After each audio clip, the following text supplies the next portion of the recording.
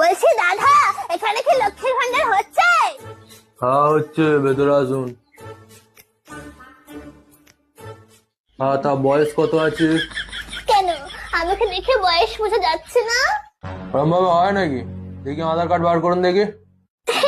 আসলে না, আমি আধার কার্ড নিয়ে বাইরে কোথাও যাই না, কারণ ছবিটা কিরকম পেছনের মতো এসছে, তাই আধার কার্ড আনিনি। তো ভোটার কার্ড দেখি।